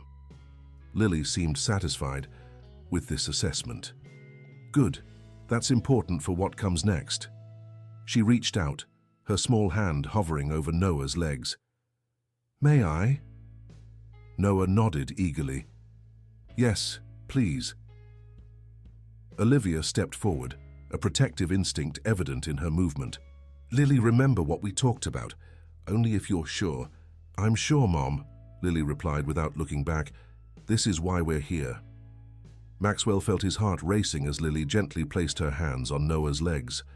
Unlike the dramatic scene at the restaurant, this touch seemed deliberate, almost ceremonial. Lily closed her eyes, her face taking on an expression of deep concentration that seemed impossibly mature for a child her age. The room fell silent. Noah's breath caught, his eyes widening as he stared at Lily's hands on his legs. Outside, the hospital continued its busy rhythm, but within the private room, time seemed suspended. It's warm, Noah whispered. Really warm this time, and tingling, like electricity. Maxwell glanced at the monitors tracking Noah's vital signs. His heart rate had increased, but everything else remained stable. Dr. Chen would have rushed in if anything seemed dangerous. After what felt like an eternity, but was probably only minutes, Lily opened her eyes. Try to move now, she instructed Noah quietly. Not just your feet, your whole legs. With a look of intense concentration, Noah bent his right knee, lifting it several inches off the bed, far more movement than he had demonstrated earlier. Then, with visible effort, he bent his left knee as well. I can do it, he exclaimed, his face flushed with excitement. Now try to move your hips, Lily guided him. Imagine you're swimming. Noah's face scrunched with effort, and slowly, incredibly, he shifted his pelvis from side to side. It was a small movement, but one that had been impossible just days ago. Maxwell felt tears welling in his eyes. Beside him, Olivia watched. With a mixture of awe and concern, her hand pressed to her mouth. That's enough for now, Lily said, removing her hands. Your body needs time to remember more. Noah was breathing hard as if he'd run a race, but his face shone with joy. Will I really be able to walk again? He asked Lily. Yes, she answered without hesitation, but not all at once. Your dad has to keep changing too. She turned to look directly at Maxwell. You both have healing to do. The simple statement hung in the air between them. Maxwell felt exposed, as if the girl could see straight through to the damage in his soul, the grief he had never properly processed, the guilt he carried over both Evelyn's death and Noah's accident, the way he had retreated into wealth and power as substitutes for genuine human connection. Lily returned to her mother's side, suddenly looking tired. Olivia placed a protective arm around her shoulders. That's enough for today, she said firmly. Lily needs to rest. Maxwell nodded, still overwhelmed by what he had witnessed. Of course. Thank you. Both of you. As they prepared to leave, Noah called out, Will you come back, Lily? The girl turned at the door. Yes, when it's time. In the hallway, Maxwell found his voice. What just happened in there? It's beyond anything I can understand. Olivia's expression was guarded. Lily has always had this ability. Even as a baby, she could ease pain with her touch. As she's grown, it's become stronger. She pulled her daughter closer. I've tried to protect her from those who might exploit her gift or treat her like a sideshow. I would never, Maxwell began. Wouldn't you? Olivia challenged, her voice low but intense. If I hadn't been the mother, if Lily had been just some random child with healing powers, wouldn't you have tried to control access to her, to ensure she kept helping Noah regardless of the cost to her? The accusation stung because Maxwell recognized its truth. A week ago, he absolutely would have done exactly that, leveraged his wealth and power to secure what he wanted without consideration for others involved. Yes, he admitted, the honesty feeling like a stone in his throat. A week ago I would have, but something is changing in me, Olivia. I don't fully understand it, but I know it's real. Lily, who had been quiet during this exchange, suddenly spoke up. "He's telling the truth, Mom. His heart is starting to open." She looked up at Maxwell with those unnervingly perceptive eyes. "But you have more work to do. Much more." Later that afternoon, after Olivia and Lily had left, Maxwell sat beside Noah's bed, watching his son practice his newfound movements with the physical therapist. The boy's determination was inspiring, his face shining with sweat and effort as he repeated the exercises. "That's incredible, Noah," the therapist exclaimed as he successfully bent both knees and straightened them again. "I've never seen recovery like this." When the session ended, Noah collapsed against his pillows, exhausted but triumphant. "Dad," he said as the therapist packed up her equipment, "Lily told me something else, something for you." Maxwell leaned closer. "What did she say?" "She said you need to make it right, not just with her and her mom, but with everyone." Noah's expression turned serious. "She said there are lots of people like them who got hurt because of decisions you made." The words hit Maxwell with physical force. He had spent his career making tough business decisions that he had justified as necessary for growth and profitability. How many Olivias were there? How many lives had been upended by policies he had implemented or endorsed without considering their human impact? "Did she say how I'm supposed to do that?" Maxwell asked, genuinely uncertain. Noah shook his head. "She just said you'd know. That once you start to really see people, you'll figure it out." He reached for his father's hand. "Dad, why is Lily different?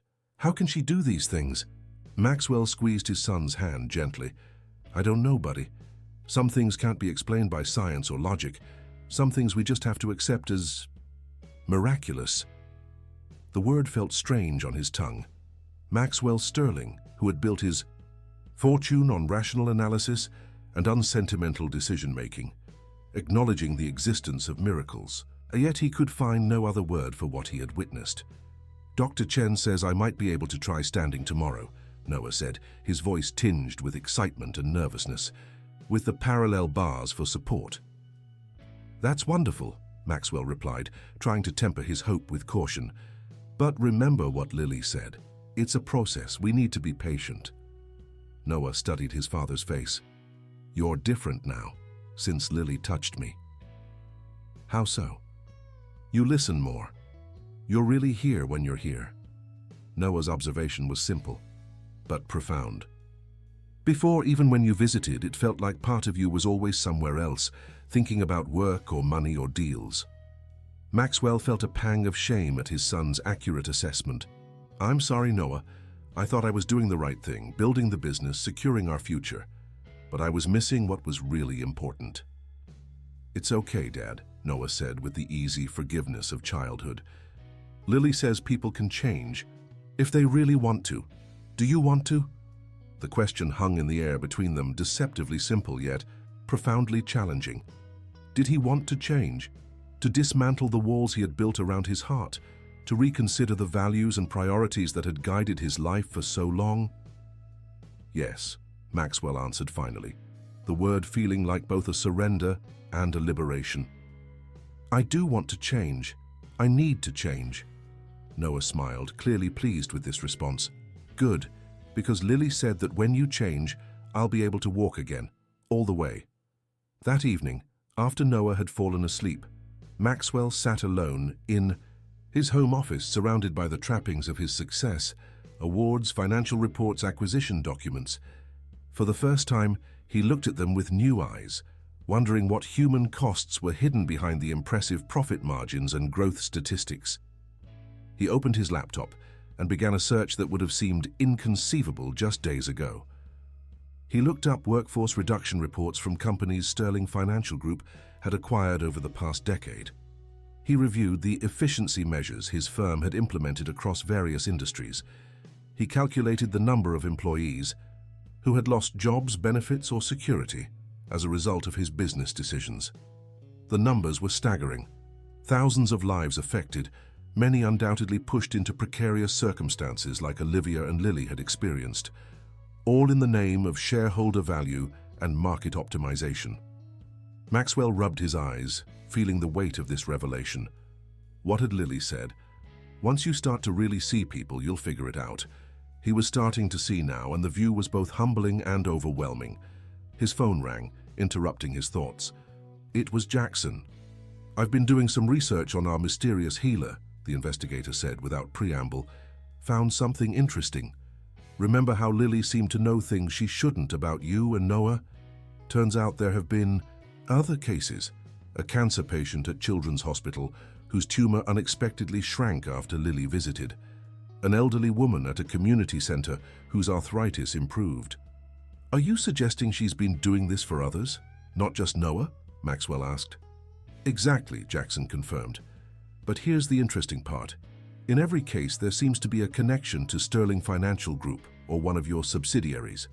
The cancer patient's family lost their health insurance when your company restructured their employer. The elderly woman was evicted from her apartment when your real estate division converted the building to luxury condos." Maxwell felt his chest tighten.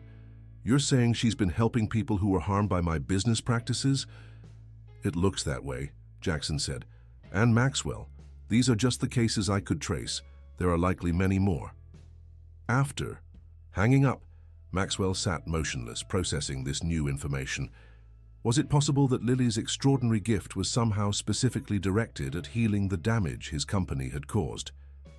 It seemed impossible, yet in the face of everything else he had witnessed, he couldn't dismiss the possibility.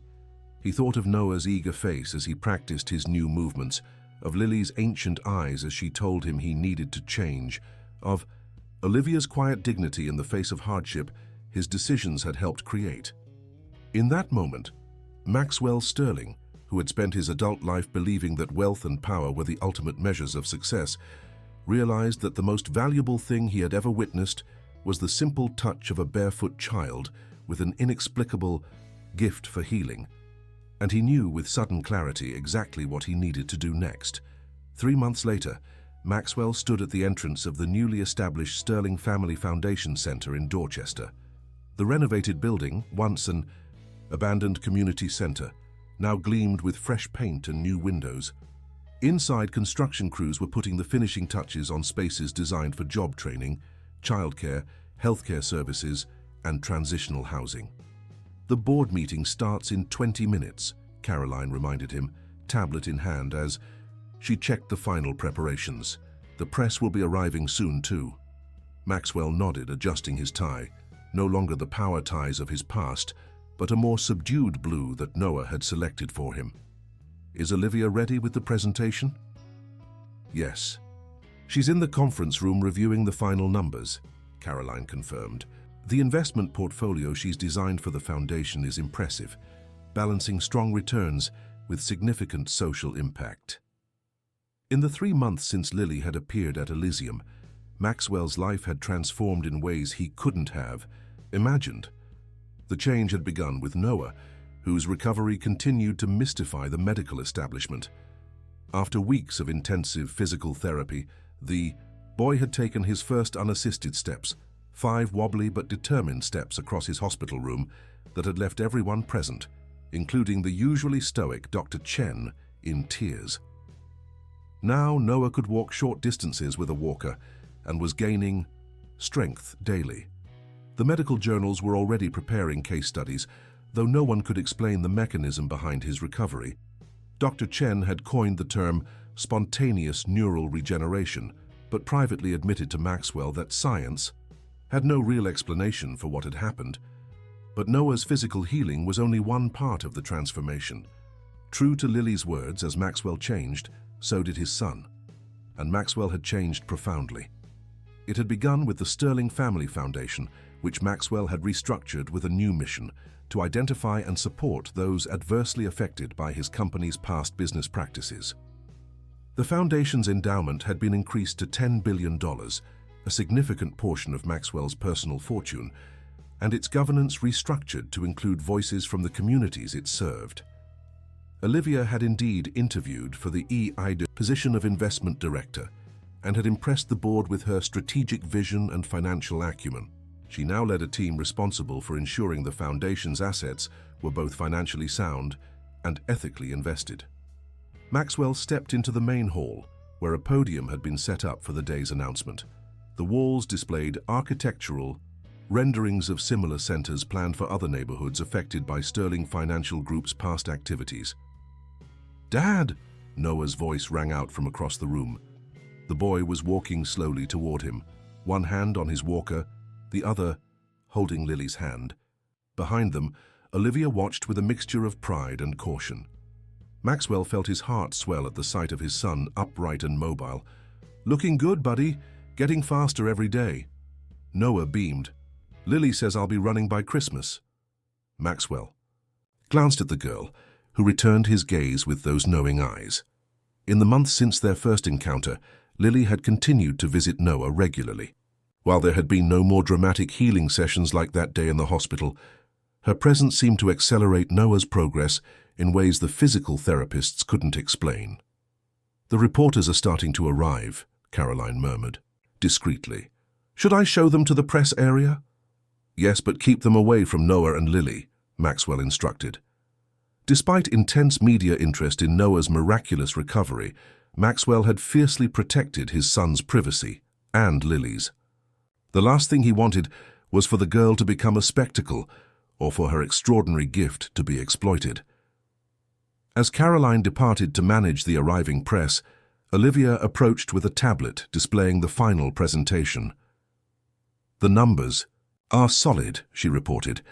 "The initial funding will support services for approximately 500 families in the first year, with capacity to expand as we identify more needs." Maxwell nodded. "And the employment program?" "Ready to launch next week. We've already received over 300 applications from people who lost jobs due to Sterling acquisitions and restructuring. The training partnerships with local colleges are in place, and the childcare center will open simultaneously to ensure parents can participate." It still amazed Maxwell how quickly Olivia had transitioned from struggling single mother to confident executive. Her financial expertise had never diminished during those difficult years. It had simply lacked opportunity for expression. Now, given the resources and authority to implement her vision, she was transforming the Foundation's approach to community investment. "You've done remarkable work," Maxwell told her sincerely. "This wouldn't be happening without you." Olivia's expression softened slightly. "It's a start. There's still so much to be done." "I know," Maxwell agreed, "but it's a meaningful start." The relationship between them had evolved cautiously over the past months.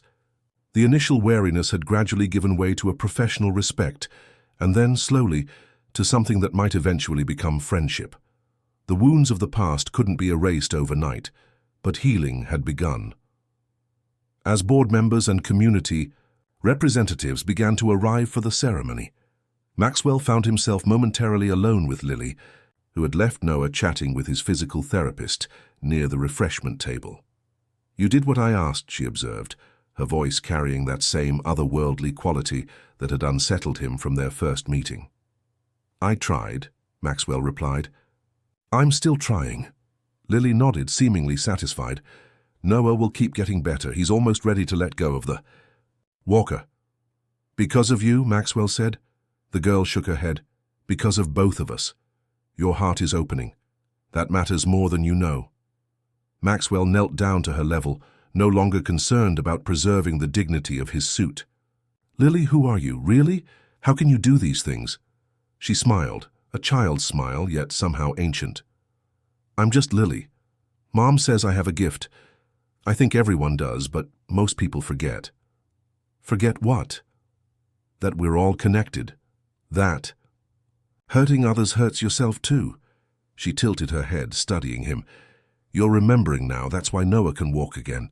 Before Maxwell could respond, Noah called out to Lily, and she skipped away to rejoin him, leaving Maxwell to ponder her words. In his old life, he would have dismissed such talk as meaningless spirituality. Now he wasn't so sure. The ceremony began promptly at noon. As Maxwell took the podium, he surveyed the crowd, board members in business attire, community representatives, local officials, and the press. In the front row sat Noah in his wheelchair, still used for longer distances, flanked by Lily and Olivia. "Thank you all for coming today," Maxwell began. "The Sterling Family Foundation Center represents more than just a new building or a new program. It represents a fundamental shift in how we define success and responsibility in business. He paused, looking directly at his son and the remarkable girl beside him. For too long, I measured achievement solely in terms of profit margins and market share. I made decisions that boosted quarterly earnings while ignoring their human cost.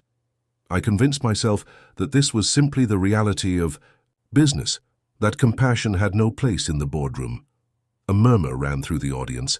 This was not the typical corporate speech they had expected. I was wrong, Maxwell continued, his voice strong and clear, catastrophically wrong, and it took a child's wisdom to help me see it. He outlined the Foundation's new mission to identify those harmed by past Sterling Financial Group policies and provide meaningful support, not as charity, but as restitution. He announced the initial $10 billion endowment and the comprehensive programs being launched, from job training and placement to healthcare access and affordable housing initiatives. This is not about public relations or tax benefits, Maxwell emphasized. This is about recognizing that true prosperity cannot come at the expense of human dignity. It's about building success that lifts people up rather than stepping on them to climb higher.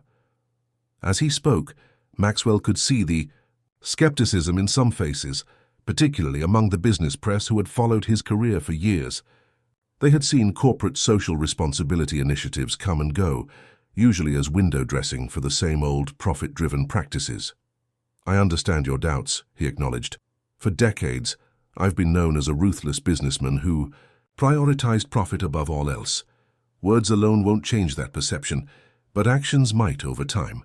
He gestured to Olivia, who joined him at the podium to present the operational details of the new programs, the partnerships with community organizations, the transparent governance structure, the measurable outcomes they were committed to achieving.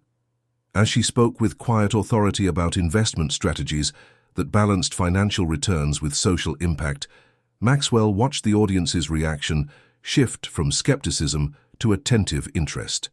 Olivia's expertise was undeniable, her passion authentic, her vision compelling. When the formal presentations concluded and the reception began, Maxwell found himself surrounded by community leaders eager to discuss collaboration opportunities. Through it all, he kept Noah and Lily in his peripheral vision, watching as they explored the new facility together, Noah moving slowly but independently with his walker, Lily matching her pace to his. "They've become quite the team," Olivia observed, appearing at his side with 2 glasses of sparkling water. She handed one to Maxwell. "Noah's physical therapist tells me he works twice as hard on days when Lily visits." Maxwell accepted the drink gratefully. "They have a connection I don't fully understand." "Join the club," Olivia said with a small smile. "I've been trying to understand Lily since before she was born." "Have there been others before Noah?" Maxwell asked hesitantly. Olivia took a sip of her water before answering. "Yes, not many. Lily seems to know instinctively that her gift must be used carefully, but there have been others.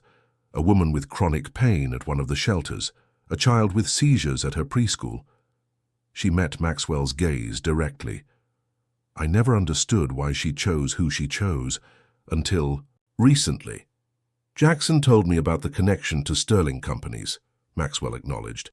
"It seems impossible, but so does everything about this situation," Olivia finished for him. "I've stopped trying to explain it rationally. Some things simply are." Across the room, Noah had stopped to rest, sitting in his wheelchair while Lily perched on a nearby bench. They were deep in conversation, their heads bent together like conspirators. "What do you think they're talking about?"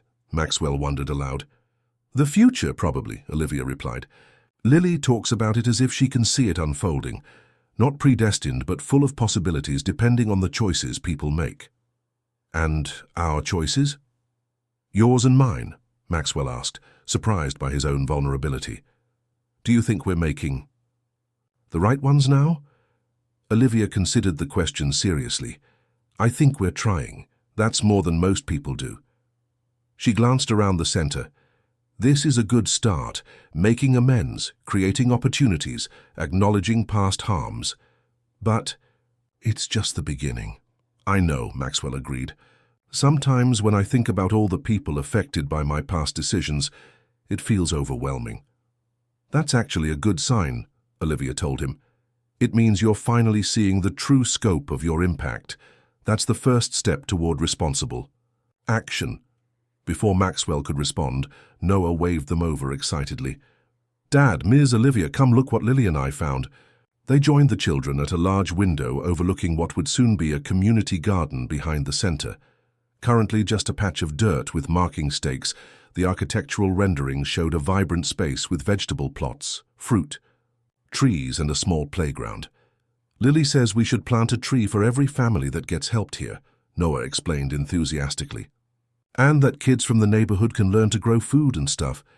That's a wonderful idea, Maxwell agreed, meeting Lily's knowing gaze. We'll make it happen. Later, as the event wound down and the press departed with their stories, Maxwell found himself standing in what would soon be the center's main classroom. The space was designed for flexibility, hosting job training by day, community education by evening, and children's programs on weekends. Thinking about your next speech? Jackson asked, entering the room quietly. Maxwell smiled at his longtime investigator, now officially the Foundation's Director of Research. Thinking about connections, actually, about how we're all affected by each other's choices, whether we realize it or not. Jackson nodded thoughtfully, pretty philosophical for a finance guy. I'm evolving, Maxwell replied with a self-deprecating smile. Or so I'm told. Noah's doing remarkably well, Jackson observed. The doctors still have no explanation. None that satisfies scientific scrutiny. They're documenting everything, but essentially they've accepted it as an anomaly. Maxwell leaned against a desk. What about your research? Any other cases like Lily's in the medical literature? Jackson shook his head. Nothing definitive. There are accounts throughout history of individuals with supposed healing abilities, but nothing that meets modern evidentiary standards. He paused. Does it matter? The results speak for themselves. I suppose not, Maxwell conceded. I just wonder sometimes, why us? Why Noah? Why me? Maybe ask Lily, Jackson suggested. She seems to have insights the rest of us lack. When the last of the visitors had departed and the center staff were finishing their cleanup, Maxwell found Noah and Lily sitting together in the small library area, surrounded by new books that had yet to be shelved. Noah was showing Lily his latest physical therapy achievements, extending his leg fully, rotating his ankle in circles, even briefly standing without his walker before carefully sitting again. The doctors say I'm making unprecedented progress, Noah reported proudly. Dr. Chen wants to write a paper about me for a medical journal. What did you tell her? Maxwell asked, curious about his son's perspective on his miraculous recovery. Noah shrugged. I said she could write about the medical stuff, but that she wouldn't be able to explain the real reason. He exchanged a knowing glance with Lily. Some things science can't measure. Maxwell felt a rush of pride at his son's wisdom. Ready to head home? It's been a long day. Noah nodded, but turned to Lily first. Will you come visit tomorrow? We could try the swimming exercises Dr. Chen suggested. Yes, Lily agreed simply. Swimming is good for remembering. As they prepared to leave, Maxwell found Olivia reviewing final details with the center's newly hired director. Everything set for the official opening next week? He asked. Olivia nodded. All systems go. The initial programs are fully staffed, and we've already pre-registered over 100 participants. She hesitated, then added, Thank you, Maxwell. Not just for the opportunity, but for actually listening, for changing. I should be thanking you, he replied, and Lily, for waking me up. Outside, as Maxwell helped Noah into their car, Lily tugged gently on his sleeve. Mr. Sterling? Maxwell knelt down to her level. Yes, Lily. You asked me before who I am, she said quietly. I'm just someone who can see what others forget, that we heal each other. That's all. She glanced at Noah, already settled in the car. He'll be running by Christmas, but you need to keep walking your new path too. I will, Maxwell promised, meaning it with every fiber of his being. "I know now that our healing is connected." "Everyone's is," Lily replied with the simple certainty of a child stating an obvious truth. As Maxwell drove home with Noah, chattering excitedly about the center and his swimming plans with Lily, he reflected on the extraordinary journey of the past 3 months. From the shocking encounter at Elysium to today's launch of the Foundation Center, nothing had gone according to any plan or strategy he would have recognized from his old life. And yet somehow, everything felt right, aligned with a deeper purpose he was only beginning to understand. That evening, after Noah had gone to bed, Maxwell sat in his home office, now transformed from a shrine to financial achievement to a space for more meaningful work. The walls that had once displayed financial awards and acquisition mementos now held community partnership agreements and photos of people whose lives were being improved through the Foundation's work.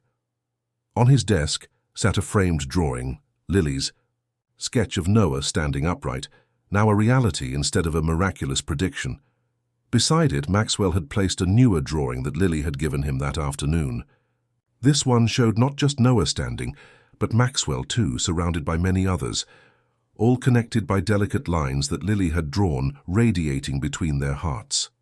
At the bottom, in a child's careful printing, she had written, "Remember, we are all connected."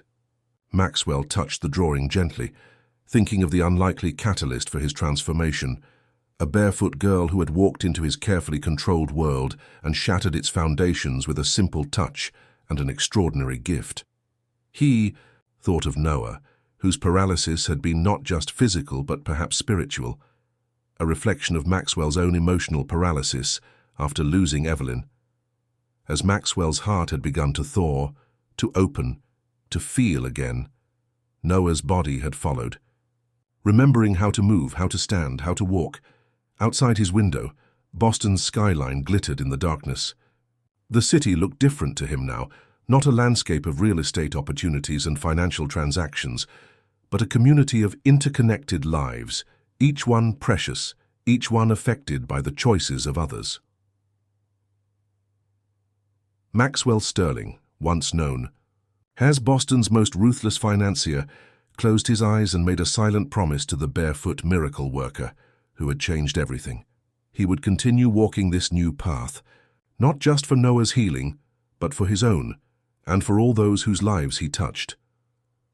In that moment of quiet commitment, Maxwell understood what Lily had meant when she said her gift was simply seeing what others forget, that beneath the illusion of separation, beneath the competitive striving and accumulation of wealth and power, human beings are fundamentally connected, their well-being intertwined in ways invisible to the eye but essential to the heart. And in that understanding, Maxwell found a peace he hadn't known since before tragedy had struck his family, a sense of purpose and meaning that no financial success had ever provided. Noah would indeed be running by Christmas, and Maxwell would be there beside him, finally present in the ways that truly mattered, his own heart continuing to heal alongside his son's miraculous body, thanks to the wisdom and inexplicable gift of a child who had appeared in their lives just when they needed her most. Fimda Historia. Dear listeners, we hope the story of Maxwell, Noah, and the miracle girl Lily has touched your hearts. For more emotional journeys like this one, we've prepared a special playlist with equally captivating stories. Find it by clicking on the link to your left. If you enjoyed this story, please don't forget to subscribe to our channel and give this video a thumbs up. Every day we bring unique stories that explore the complexity of life and the extraordinary connections between people. Don't miss our upcoming content, and we look forward to reading your thoughts in the comments section below.